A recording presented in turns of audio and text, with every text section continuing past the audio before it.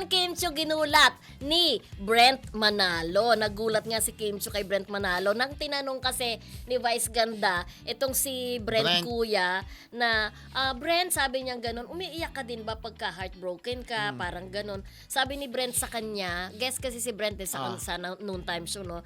Sabi nun, oo naman, sabi niya ganun, bawat naman breakup parang hindi mo siya dapat kinikim-kim. Dapat iiyak mo siya. Kapag Tapos, nasasaktan ka, diba? ka. Ngayon, habang sinasagot niya yun, nandun si Jackie at saka si Kim. Di ba Ate Kim, sabi niya. Tapos nagulat ng ganun si Kim. Sabi niya ganun. Sabi niya, ako yung iniiwanan, di ba? Sabi niya ganun na, di ba Ate Kim, nanlaki yung mata niya, sabay sabi niya na, bakit? Sabi niya, bakit? Wala naman ako pinagdadaanan ngayon, sabi niya ganun. Ngayon kasi masaya siya sa feeling ni Paolo Abilino. Masaya siya, although hindi naman sinasabi, pa alam naman natin lahat, di ba, na happy ang puso ni Kim ngayon, makikita mo naman yan. Kung baka hindi siya heartbroken. Pero for sure, yung mga naging jowa niya before, iniyakan naman niya yun.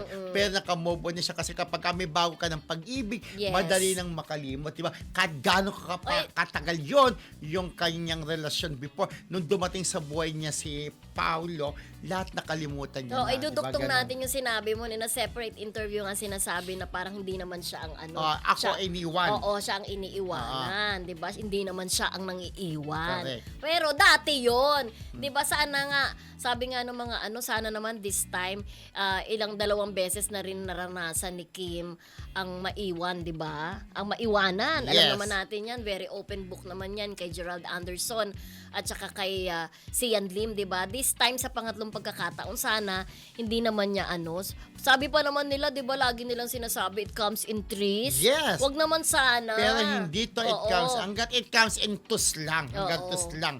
Di ba? Yung twos, it comes to marrying na. Kasi talaga, kasalan na may bahayan. hinihiling na talaga ng kanyang mga fanay na sana magpakasal na talaga kasi she's not getting any younger anymore, as well as Paolo Abilino, di ba? Gusto na siyang magpakasal nila Ate Carmen Dolalas, Marcelita ng UK at saka si Emily Gomez ng Kim Pao Team Abroad Official. Ganon din si Ate Lina Moreno, di ba? Yes, si Ate Evelyn Chu, Ate Tess Insyong, Mami Amores, Ate Georgie Del Carmen, Marina Corazon Tapit Roque, si Annalyn Anape Muelo, Annalyn Hiccup, ayan, si Ate Evelyn Chu, at of course, Rose Ancheta, nabuhay siya. Hi, sweet Rose Ancheta. Yan, nagchat-chat sa atin, lagi na ulit daw siyang manonood kasi busy si sweet Rose Ancheta at baka pumunta dito sa studio natin, sweet Rose. Wengay Agustin, hello po, Eva Bautista, Emily Gomez, hello Ate Teresita Brabit, Ate Lolit Ignacio,